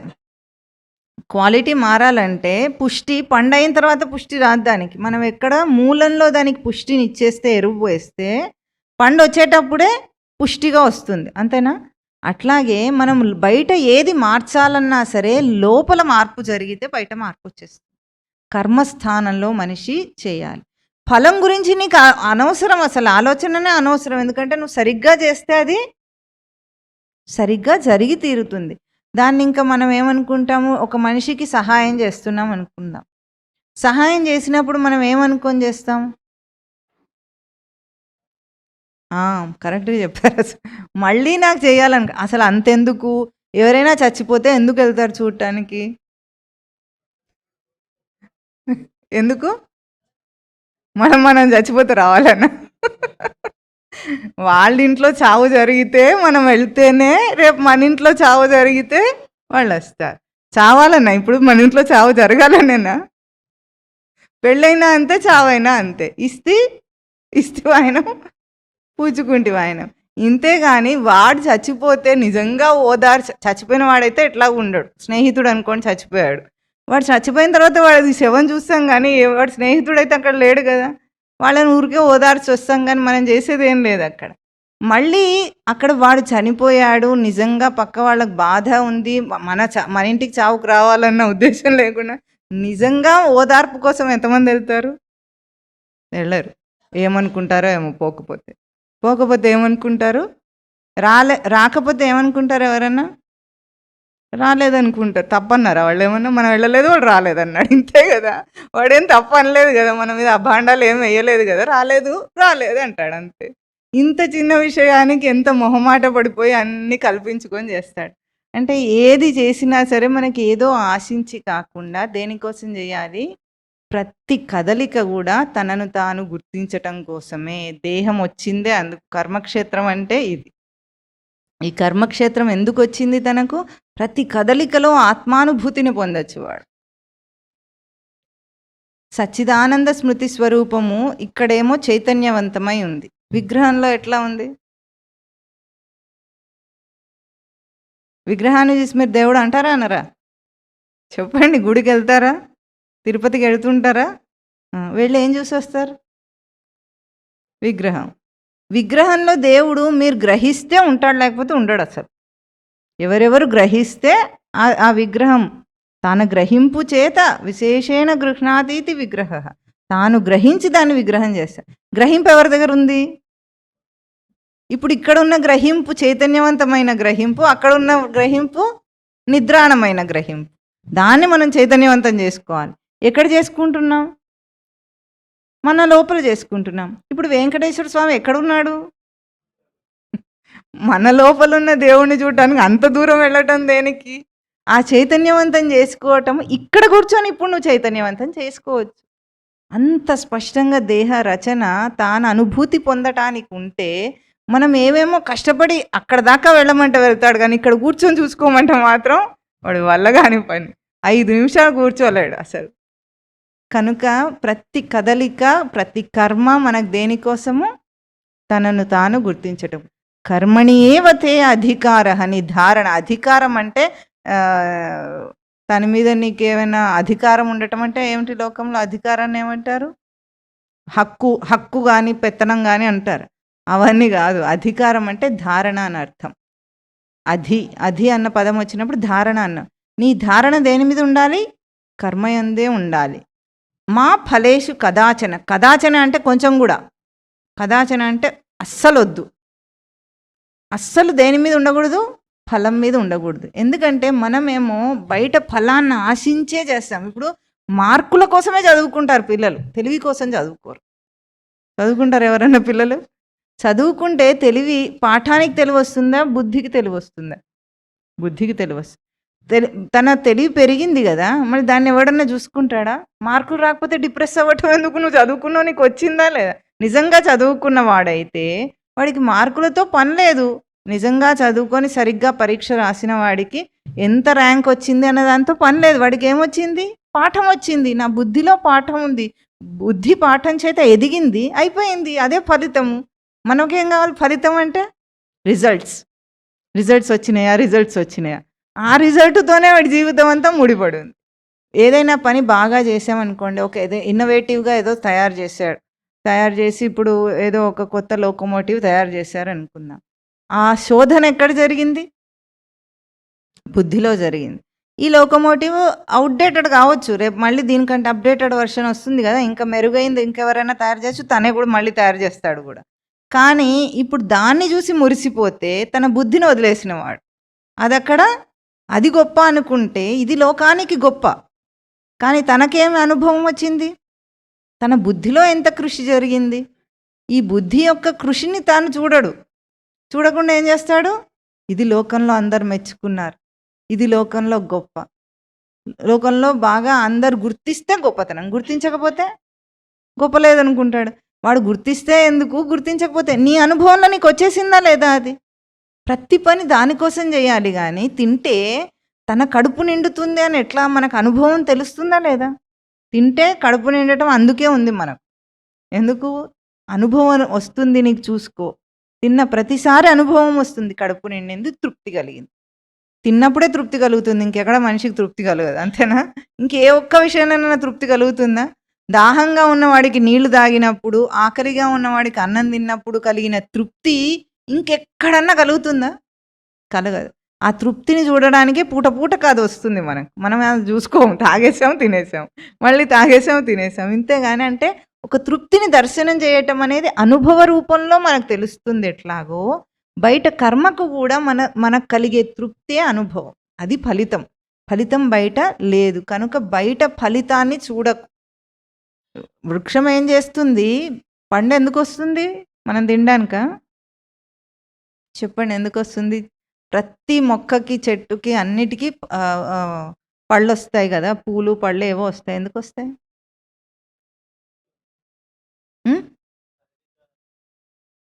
అదే ఎందుకు చేస్తుంది అది? మనం తినడానికే పళ్ళు ఉన్నాయనుకుంటున్నారా? మనం తినేస్తాం, అది వేరే సంగతి. కానీ నెక్స్ట్ జనరేషన్ అట ఎవరైనా బీజాన్ని ఇస్తుంది. బీజాన్ని ఇవ్వటం కోసం పండొచ్చింది కానీ మనం తినటం కోసం కాదు. బీజాన్ని ఇచ్చేస్తే అది పూర్ణమైపోయింది చెట్టు. బీజాలు వచ్చేసినాయి అంటే చెట్టు యొక్క పూర్ణమైన సారం, దాని ప్రతిరూపాన్ని, అంటే ఒక్క చెట్టులో కొన్ని వందల బీజాలు వస్తాయి. దాని రూపాన్ని వందల రూపాల్లో అది పూర్ణంగా అందించింది. అది దానికి ఆ చెట్టులో ఎంత సారం ఉంటుందో, ఎంత బలం ఉంటుందో ఆ బీజాలు అన్నిట్లో ఉంటుంది. అంతే ఉంటుందా లేదా? అదే లక్షణాలు ఉంటాయి, అంతే సారవంతమైన బీజాలు అది ఇస్తుంది. అది ఫలితం. అట్లాగే తన కర్మ తనకు తృప్తి, తనకు పూర్ణత్వాన్ని ఇవ్వాలి. తనకు పూర్ణత్వాన్ని ఇవ్వని ఏ పనైనా సరే వృధా. అది బయట చూపించుకోవటం కోసం బ్రతికే బ్రతుకు కాదు. అది జీవనం కాదు. ఇది చేయమంటే టైం లేదంటారు. వీడికి అనిపిస్తుంది బ్రతకడానికి కూడా టైం లేకపోతే ఎట్లా? బ్రతుకులో టైం లేదంటే ఇదంతా దేని గురించి? జీవించటం చెప్తున్నాం మనం. ఇదే పనిలో జీవించాలి. జీవించడానికి టైం లేదనే మాట అర్థం ఉందా ఎక్కడన్నా? ఇప్పుడు తనను తాను గుర్తించాలంటే శ్వాస ఆడుతున్నప్పుడు తనను తాను గుర్తించగలడా లేదా? నేనున్నానని తెలుస్తుందా లేదా? అది వేరే పని, ఇది వేరే పనా? నేనున్నానని తెలియటము, శ్వాస ఆడటం రెండు వేరే వేరే పనులా? ఒకే స్థానంలో జరుగుతుంది కదా. దీపం వెలిగితే చీకటి పోవటం ఒకే చోట ఎట్లాగో, మన ప్రతి కదలికకు లోపల ఎరుక ఉండటం అప్పుడే జరుగుతుంది. ఆ ఎరుక నిలుపగలగటం మనకు కావాలి. ఎప్పుడు నిలుపుతాడు? బయట దృష్టి వదిలేస్తే, ఫలం మీద దృష్టి వదిలేస్తే, అప్పుడు కర్మ మీదనే దృష్టి ఉంటుంది వాడికి. వాడి బుద్ధికి సేద్యం కోసం పని చేస్తున్నాడు. వాడు పుట్టిందే దానికోసం.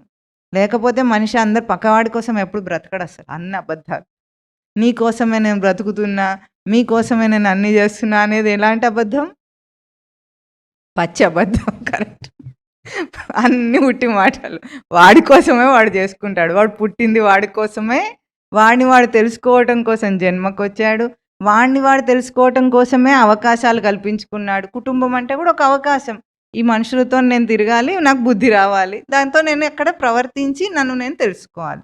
అంతేగాని వాళ్ళ కోసం ఏం చేయడు. అందుకే పోయేటప్పుడు నిశ్చింతగా వదిలేసి వెళ్ళిపోతాడు. అన్ని వదిలేసినందుకు వాడికి చింత ఏం ఉండదు. ఎవరైనా నాకు టైం లేదు యమధర్మరాజా, నేను ఇప్పుడు రాలేను, ఇంకా నా డ్యూటీలు అయిపోలేదు అంటారా?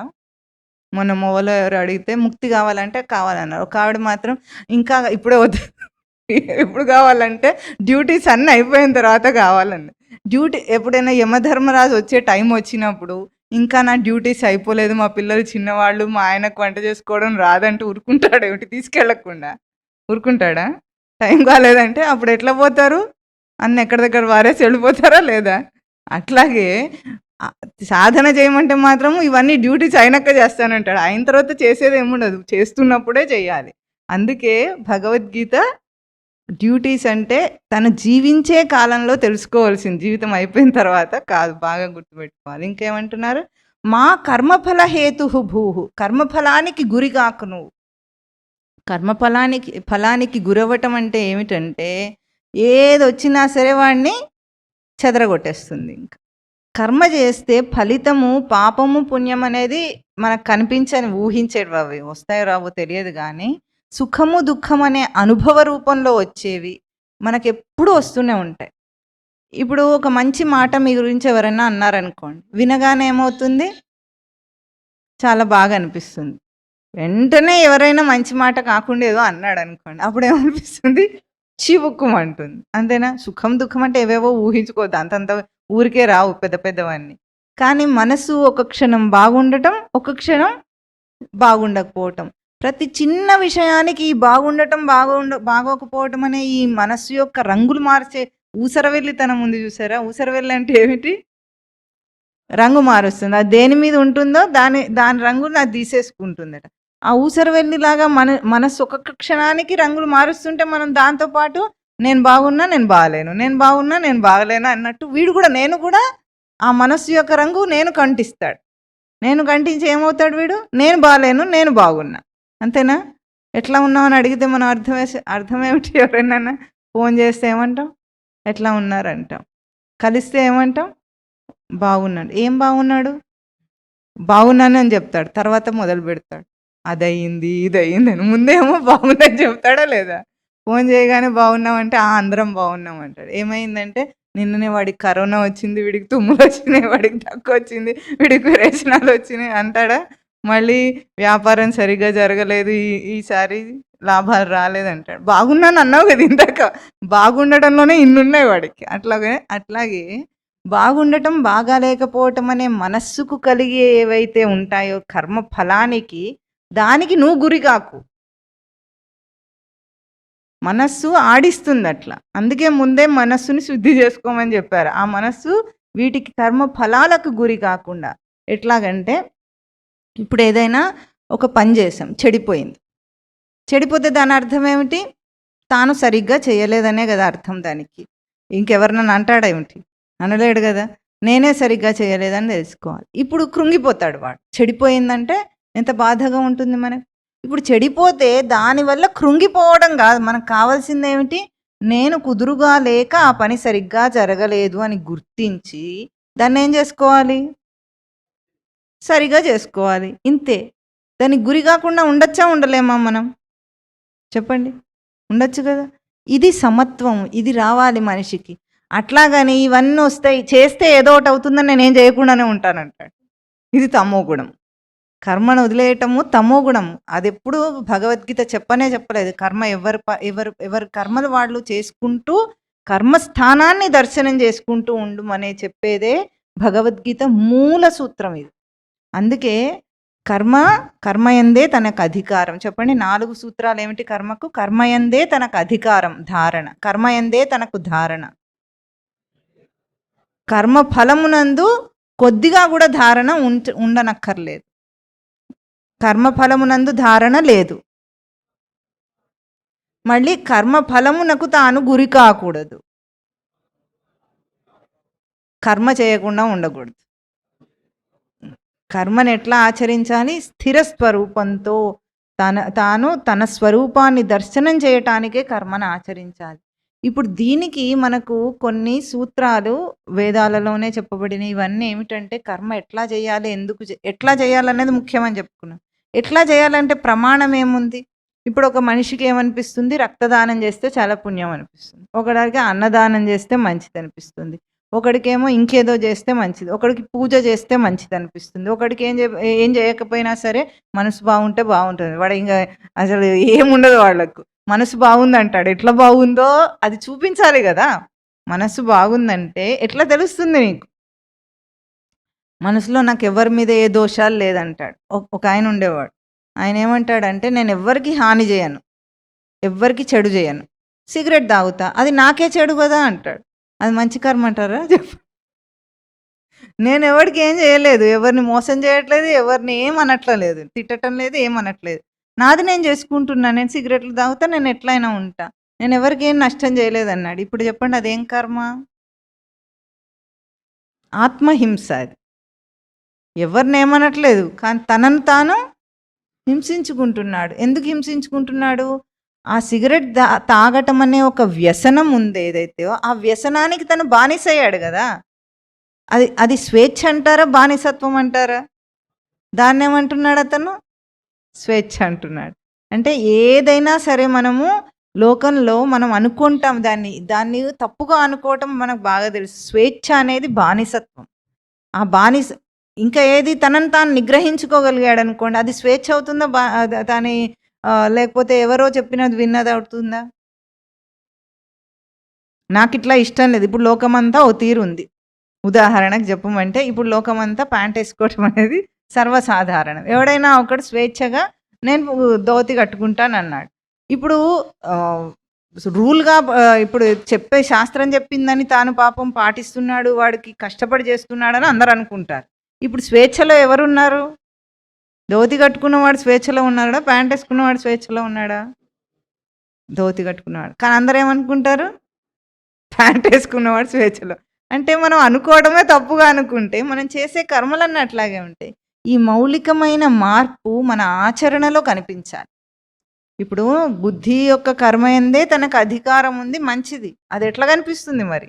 ఏ రూపంలో కనిపిస్తుంది? ఆచరణ రూపంలో కనిపించాలి. కర్మ చేయటం అంటే ఆచరణ రూపంలో కనిపించాలి. ఎక్కడైతే ఏదైతే లోకం అనుసరిస్తూ ఉందో ఆ అనుసరించేదంతా సరైందని నలుగురు చేస్తే అది తప్పైనా సరే సరైందిగా చెలామణి అవుతుంది. ఒక్కడే చేస్తే ఆ దారిలో ఎవరు వెళ్ళరు. కానీ ఎవరైతే నిజంగా తన జీవితంలో మార్పు తీసుకురావాలనుకుంటాడో దాన్ని అనుసరించటం ఆపేయాలి. లోకమేమి అందరూ సరైన పద్ధతిలో వెళ్ళటం లేదు. కాకపోతే ఏమిటంటే అడవిలో తప్పిపోయినా గుంపులో తప్పిపోతున్నారు. గుంపు ఉంది కాబట్టి వీళ్ళకి సేఫ్టీగా అనిపిస్తుంది. తప్పైనా సరే అందరూ ఏం చేస్తే అదే చేయటము అనేది సాధనకు చాలా విరుద్ధమైంది. అందుకే లోకంలో అర్జునుడి యొక్క విశిష్టత ఏమిటంటే ఎవ్వరూ కూడా ఈ కర్మయందు ఇన్ని సందేహాలు వాళ్ళకి రాలేదు. వాళ్ళు ఏమనుకున్నారు? యుద్ధం చేయటంలో ఇప్పుడు ధర్మరాజు పక్షము, ధర్మరాజు వేరే పాండవులు, అర్జునుడు కాక మిగతా పాండవులు వాళ్ళ సైన్యం అంతా కూడా యుద్ధం చేయటంలో వాళ్ళకేమి సందేహాలు రాలేదు. దుర్యోధనుడు కూడా వాళ్ళు స్వార్థంతో చేస్తున్న యుద్ధంలో వాళ్ళకు కూడా ఏం సందేహాలు రాలేదు. సందేహం ఎవరికి వచ్చింది? అర్జునుడికి వచ్చింది. ఎందుకు వచ్చింది అర్జునుడికి? క్షత్రియుడిగా అతని డ్యూటీ అది. అతనికి అలవాటైన పని, అతను చాలా చక్కగా చేయగలిగిన యుద్ధ నిపుణత ఉన్నవాడు. అయినా ఇక్కడ తనకు ఒక సందేహం ఎందుకు వచ్చిందంటే విచారణ చేసిన వాడికి సందేహం వస్తుంది. విచారణ చేయని గుడ్డి ప్రజలకు సందేహాలే రావు. అసలు ఏం చేస్తారు? అందరు ఏం చేస్తుంటే అది గుడ్డిగా చేస్తూ వెళ్ళిపోతాడు. కానీ ఎవరికైనా సందేహం వచ్చిందంటే వాడి లోపల ఆలోచన పుట్టిందని అర్థం. ఆలోచన పుడితే బెనిఫిట్ ఆఫ్ డౌట్ అంటారు. అంటే నీకు సందేహం వస్తే దానివల్ల లాభం వస్తుంది. ఏంటి? నీకు దాని మీద ఆలోచన వచ్చినప్పుడు నువ్వు వివేకంతో ఆలోచిస్తే నీకు సరైనదేదో కాందేదో తెలిసిపోతుంది. మనిషి ఆలోచించకుండా ఎట్లా చేస్తాడు? అందరు ఏమనుకుంటారు? పెద్ద అడ్డంకు కదా మనిషికి. అందరు ఏమనుకుంటారో అన్న అడ్డంకు వల్ల అన్నిటినీ త్యాగం చేసేస్తాడు. దేని ముక్తిని కూడా త్యాగం చేసేస్తాడు. చేస్తాడా చేయడా? అది కాదు. కర్మయందు అధికారం అంటే ఏమిటంటే తన ప్రవర్తన కర్మస్థానంలో ఎంత స్పష్టంగా ఉంటే బయట అంత స్పష్టంగా జరుగుతుంది. బయట గురించి తనకు ధారణ అక్కర్లేదు. ఇప్పుడు మనము ఈ ఫోన్ పట్టుకున్నప్పుడు ఇప్పుడు దీని బరువు నాకు తెలుస్తుంది. ఇది ఇట్లా పట్టుకుంటే నాకు బరువు ఉంది. బరువు అవుతుందా లేదా? చివరిలో పట్టుకుంటే ఎంతసేపు పట్టుకుంటాం? తొందరగానే తీసేసి ఇట్లా పట్టుకుంటాను. మళ్ళీ ఇట్లా పట్టుకున్నప్పుడు కూడా నాకు ఇది ఏమవుతుంది? కొంతసేపటికి బరువు అయిపోతుంది. ఇట్లా బరువు అయిపోయింది, ఇది బరువు అయింది. కానీ నా చేతికి పట్టుందా లేదా? పట్టుంది కాబట్టి ఇది పట్టుకున్నాను. ఇది లేనప్పుడు నా పట్టు నాకు బరువుగా తోస్తుందా? ఎందుకు తోయటం లేదు? అది బయటిది కాదు కాబట్టి. బయటిది ఏదైనా సరే అది బరువు అవుతుంది, తనదైతే బరువు కాదు. ఇప్పుడు మన దేహం ఎట్లా ఉంది? మనకు 60 కిలోలు ఉన్నాడు అనుకోండి యావరేజ్గా ఒక మనిషి. అది బరువు అవుతుందా మనకు ఎప్పుడైనా? ఆ 60 కిలోల బరువును మనం నడిపిస్తున్నాం, కదిలిస్తున్నాం, అంతా చేస్తున్నాం. ఎందుకు? అది లోపల నుండి చేస్తున్నాం మనం, ఇది బయటి నుండి పట్టుకున్నాం మనం. అర్థమైందా తేడా మీకు? బయటి దానికి లోపల దానికి.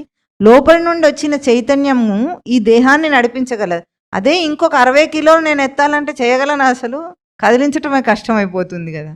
అంటే బయటి నుండి బయటగా నువ్వు దాన్ని గ్రహింపుకు తీసుకుంటే భారం అవుతుంది. అవుతుందా లేదా? తనది తనకైతే భారం కాదు. బయట కర్మ మీద దృష్టి పెట్టినప్పుడు చాలా కష్టపడి చేస్తాడు. బుద్ధి కర్మ మీద దృష్టి పెట్టిన వాడు ఏ పనినైనా అవలీలగా చేస్తాడు. ఈ అవలీల అన్న పదం మీకు అర్థమవుతుందా? ఒక శ్రద్ధగా చదువుకునే పిల్లవాడు ఉన్నాడు, పాఠం చదువుకోవాలని బాగా బట్టి పట్టేవాడు ఒకడు ఉంటాడు, అర్థం చేసుకొని చదివేవాడు ఒకడు ఉంటాడు. ఆ కాన్సెప్ట్ అర్థమైపోతే వాడికి భారమే ఉండదు అసలు. అవలీలగా అర్థమైపోతుంది, మళ్ళీ వాడు రాసేస్తాడు, వాడి భాషలో వాడు రాసేస్తాడు. అదే బట్టి ఒక్కొక్క వాక్యాన్ని బట్టి పట్టిన వాడు ఒక వాక్యం మధ్యలో ఒక పదం మర్చిపోయిన తర్వాత అదంతా పోయింది వాడికి. ఆ తేడా అర్థమవుతుందా? అంటే బయటి దాని మీద దృష్టి పెట్టి చేసినప్పుడు జీవితం బరువుగానే ఉంటుంది. ఇప్పుడు జీవితం బరువుగా ఉందని అనిపిస్తుందా మీకు ఎవరికన్నా? చాలా అవలీలగా ఉందా? బాధ్యతలన్నీ అవలీలగా ఉన్నాయా? చెప్పండి.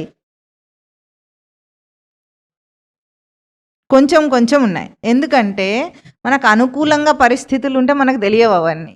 ఎప్పుడైనా ప్రతికూల పరిస్థితులు వస్తే అప్పుడు భారాలు తెలుస్తాయి, అంతేనా? అనుకూలంగా ఉన్నంతసేపు ఏం చేస్తుంది, మనకు అన్నీ మనం దానికి అడాప్ట్ చేసుకున్నాం అంటాం, పరిస్థితులకు అడాప్ట్ చేసుకున్నాం అంటాం. ఇప్పుడు మామూలుగా ఉన్నప్పుడు మనకేం కాదు, చలి పెరిగినప్పుడు ఎట్లా అవుతుంది? చలి పెరిగినప్పుడు మనకు ఆ పీడ తెలుస్తుంది. అప్పటిదాకా కూడా దేహం వాతావరణానికి అడాప్ట్ చేసుకుంది. అట్లాగే ఒక విషయాన్ని కూడా మనం అడాప్ట్ చేసుకున్నామంటే దాన్ని తనదిగా తీసుకున్నప్పుడు భారం ఉండదు, కాకుండా చేస్తే భారం ఉండదు. ఉదాహరణకు మీ పిల్లల్ని మీరు పోషిస్తున్నారా లేదా? అందరు మీ పిల్లల్ని పోషిస్తున్నారా? అది ఎట్లా తీసుకున్నారు? నా అన్న భావంలో నా పిల్లలు అని తీసుకున్నారు కాబట్టి మీకు బరువు తెలియదు. మీ చెల్లెలి పిల్లలు ఎవరినైనా పోషించాల్సి వచ్చింది అనుకోండి, ఏమవుతుంది? మీకు 3 పిల్లలు ఉన్నా మీకేం భారం ఉండదు. ఒక్కడే చెల్లెలు కొడుకు మీ దగ్గర చదువుకుంటాడు 2 సంవత్సరాలే పాపం, అది ఎట్లా ఉంటుంది చెప్పండి? ఏదో వాడికి వేరే చేస్తున్నట్టు ఫీలింగ్ వస్తుందా లేదా? అంటే తనదికి బయట దానికి అంత తేడా ఉంటుంది మనిషికి. ఎట్లాగో అట్లాగే బయట పని మనిషికి నిజానికి భారమే, తన బుద్ధి పని తనకు సులభమైన పని, అన్నిటికంటే సులభమైన పని. అది గుర్తించి జీవితాన్ని మార్పు తీసుకొస్తే అది చాలా సరళమవుతుంది. అది చేసి ప్రయత్నమే చేయకపోతే ఎప్పటికి వాడికి తెలియను కూడా తెలియదు. కనుక కర్మ అంటే అకర్మ స్థితిని చెప్పటం లేదు, కర్మను ఆచరించకుండా ఉండే స్థితిని. బద్ధకస్తులు ఏం చేస్తారు? పూజలు చేయటము అవన్నీ ఆపేసి ఏం చేస్తారండి? మనసు బాగుంటే చాలు అనేవాళ్ళు ఉంటారా లేదా? రోజు దీపారాధన కూడా చేయకుండా మనసు బాగుంటే చాలని తినకుండా ఉంటాడు ఎప్పుడన్నా? చెప్పండి, ఉంటాడా? మనసు బాగుంటే చాలు, పూజ చేయక్కర్లేదు కదా మనము. మనసు బాగుంటే చాలు, గుడికి అట్లా మాట్లాడే వాళ్ళు ఉంటారా లేదా లోకంలో? ఇప్పుడైతే చాలా ఎక్కువ మంది ఫ్యాషన్గా ఉంటారు అట్లా. ఈ పూజలు చేసే వాళ్ళందరూ తప్పులు చేయట్లేదా, పాపాలు చేయట్లేదా అని చెప్పి వాళ్ళు పూజలు కూడా చేయరు, గుడికి కూడా వెళ్ళరు, నమ్మకం కూడా ఉండదు. అప్పుడు తిండి మానేస్తున్నారు ఎవరన్నా? లోకంలో ఇంకొక విషయం కూడా ఉంటుంది. ఆధ్యాత్మిక రంగంలో ఒక అపవాదు ఉంది. ఏమిటంటే కొంతమంది మోసం చేసే గురువులు బాబాలు కూడా ఉన్నారు కదా మనకు, చాలామంది ఉన్నారు. అట్లా అని కొంతమంది ఆధ్యాత్మిక రంగాన్నే నమ్మకుండా పోతారు. అసలు స్వాములు అంటేనే నమ్మకం ఉండదు, ఆశ్రమాలు మఠాలంటేనే నమ్మకం ఉండదు. ఒక చిన్న మాట అడిగితే లోకంలో మోసం చేసే డాక్టర్లు ఉన్నారా లేరా? హాస్పిటల్లో ఎన్నున్నాయి? చాలా ఉన్నాయి. అట్లా అని రోగం వస్తే హాస్పిటల్కి వెళ్లకుండా ఉంటున్నాడు ఎవడన్నా? బట్టబయలుగా తెలిసినా కూడా మనం మళ్ళీ హాస్పిటల్కి వెళ్తామా వెళ్ళాం మాకు రోగం వచ్చినప్పుడు? అట్లాగే ఎవరో ఒకరు తప్పు చేసిన వాళ్ళు ఉంటారు, మోసగాళ్ళు ఉంటారు లోకం. అంత మాత్రాన ఆధ్యాత్మికం వైపే రాకుండా ఉంటాడు చాలామంది. ఇవన్నీ ఉట్టుటివి మనకు కాదు, వాళ్ళన్నీ ఏవో చెప్పుకుంటారు, ఇవన్నీ మోసాలు అనే దృష్టి చాలా సంకుచిత భావం. అట్లాగే ఈ జ్ఞానం అనేది కూడా మనకు కాదు అనుకుంటే ఇంకా వాడు బాగుపడడు. ఎంతోమంది అనుకుంటారు అట్లా, ఇవన్నీ మనకు కాదు, ఇవన్నీ గృహస్థుడైన అర్జునుడికి చెప్పారా, సన్యాసి అయిన అర్జునుడికి చెప్పారా? గృహస్థుడైన అర్జునుడికి. అంటే ఎవరికి భగవద్గీత? కర్మాచరణ ఎవరికి కావాలి? గృహస్థు. సాధన కర్మ ఎవరు ఆచరించాలి? గృహస్థులు ఆచరించాలి. అంతేగాని మఠాల్లో ఉన్న వాళ్ళకి సాధన కర్మ ఎందుకు? వాళ్ళు ఆల్రెడీ వదిలేసి వెళ్ళిపోయారు. ఇది వదలటానికి అది కావాలి, వదిలేసిన వాడికి ఎందుకు? అవసరం లేదు. వాడు వాళ్ళు యావానర్థ ఉదపానే సర్వత సంప్లుతోదకే సర్వేషు వేదేషు విజానత బ్రాహ్మణ వాళ్ళు. అట్లాగే కర్మయందు అధికారం అంటే ఎప్పుడూ తన ఎరుకను వదిలిపెట్టదు. ఒక్కటి గుర్తుంచుకోండి, ప్రతి కర్మ చేస్తున్నప్పుడు తనకు ఎరుక రావాలి. రావటం లేదు అంటే దానికి కావలసిన శుద్ధి చేసే కర్మ చేసుకోవాలి. శుద్ధి చేసే కర్మ ఏమిటి? పూజ, యజ్ఞయాగాదులు, నామమంత్ర జపము, ఇంకా యజ్ఞ ఉపవాసాది దీక్ష, జ్ఞానం, ఇవన్నీ ఉండాలి. ఏవి లేకపోయినా సరే, ఎందుకు? నీకు నీ అందు ఎరుక నిలిపే స్థితి వస్తే అవి వదిలేయచ్చు, కానీ రాలేదు కదా, అందుకు నియమాచరణ ఉండాలి మనిషి. ఇప్పుడు కర్మ ఏదవుతుందంటే నియమంగా ఆచరించిన కర్మ యందు ఫలితాన్ని ఆశించడు మనిషి. ఇప్పుడు దీక్ష, ఫలితం కోరి దీక్ష చేయొచ్చు, నియమం కోసం దీక్ష చేయొచ్చు. 40 రోజుల దీక్ష తర్వాత ఫలితం ఏమి? నియమాన్ని పొందటం ఫలితం. అది మళ్ళీ పొందాలా? నియమాన్ని ఆచరించినప్పుడు పొందేశాడా? ఆచరించేటప్పుడు పొందినవాడే అయిపోయినాడు కదా. మళ్ళీ తర్వాత ఎవరైనా ఫలితం సర్టిఫికేట్ ఇచ్చినట్టు, కోర్స్ కంప్లీట్ అయిన తర్వాత సర్టిఫికేట్ ఇచ్చినట్టు ఇస్తారా ఫలితాన్ని? అంతే. నియమాన్ని ఆచరించటమే ఫలితం అయితే నీకు అప్పుడే వచ్చేసింది. ఎప్పుడు ఆచరిస్తున్నామో అప్పుడు వచ్చేసింది. అది కాకుండా నాకు నియమ ఆచరణ వల్ల పుణ్యం వస్తుంది, పుణ్యం వల్ల సుఖం వస్తుందని అనుకున్నవాడైతే ఆ తర్వాత ఏదో వస్తుందని ఊహించుకోవాలి. అది వస్తుందా వాడికి? రాదు. అది రాదు. వాడికి వచ్చింది ఏమిటి? అప్పటికప్పుడు వచ్చేది ఏమిటి? ఆచరణ వచ్చింది. వాడికి ఆచరణలో పొందాడు. అందుకే కర్మఫల హేతు అంటే ఊహించిన కర్మఫలానికి గురిగా. ఏదో వస్తుంది ఏదో చేస్తే అనేది ఉట్టి మాట. పాపపుణ్యాలు, స్వర్గాలు, నరకాలు లేవు. అవి నీ మనస్థితులు. స్వర్గం ఎప్పుడు వస్తుందండి? మనసు సుఖంగా ఉంటే అదే స్వర్గం, మనసు దుఃఖంలో ఉంటే అదే నరకం. ఇంకా మళ్ళీ ఎక్కడో ఉంటాయని ఊహించుకోవద్దు. ఇక్కడే అన్ని అనుభవిస్తున్నాడు వాడు. అనుభవ సత్యాన్ని గుర్తించాలి, ఊహించేదాన్ని గుర్తించద్దు. అందుకే ఏ కర్మ చేసినా సరే బాగా గుర్తుంచుకోండి. మూల సూత్రం వెనుక నుండి చెప్తుంది, కోరిక లేకుండా కర్మ చేయి. నువ్వు ఏదన్నా చెయ్యి, కోరిక ముందు మీరు అది అభ్యాసం చేసిన తర్వాత తన బుద్ధి స్థానంలో కుదురుగా నిలుపుకోవటం కోసం, బుద్ధిని దర్శనం చేయటం కోసం కర్మం చేయాలి. అది కర్మఫల హేతుర్భూహుమా అంటే బయట దాన్ని ఊహించకెప్పుడు, ఫలాన్ని ఊహించొద్దని బాగా గట్టిగా చెప్తున్నారు. కదాచన కొంచెం కూడా ఊహించొద్దు దాన్ని. తర్వాత ఏమంటున్నారు? మా తే సంగోస్త్వకర్మణి. అట్లాగని తమో గుణంలో అన్నీ వదిలేయటం కాదు. ఏది వదిలేయద్దు. ఏదేది తనకు విధిత కర్మయో అవన్నీ నిత్య నైమిత్తిక కర్మలు అన్నీ చేసుకుంటూ తన బుద్ధి స్థానంలో, కర్మస్థానంలో తన సచ్చిదానంద స్మృతి యొక్క ఎరుకను నిలుపుకోవటం కోసం కర్మను ఆచరించాలి. ఈ 4 అంశాలు కర్మను ఏ విధంగా మనిషి ఆచరించాలో స్వామి ఇక్కడ చెప్పారు. దాని తర్వాత యోగస్థ కురు కర్మాణి అని వచ్చే వారం చెప్తారు. అది ఎట్లా ఉంటుందో, యోగంలో నిలిచిన వాడవై కర్మను ఆచరించమంటారు. అది ఇప్పుడు మనం వచ్చే వారం చెప్పుకుందాం. చెప్పండి. యావానర్థ ఉదపానే సర్వత సంప్లుతోదకే తావాన్ సర్వేషు వేదేషు బ్రాహ్మణస్య విజానతః కర్మణ్యేవ అధికారస్తే మా ఫలేషు కదాచన మా కర్మఫల హేతుర్భూః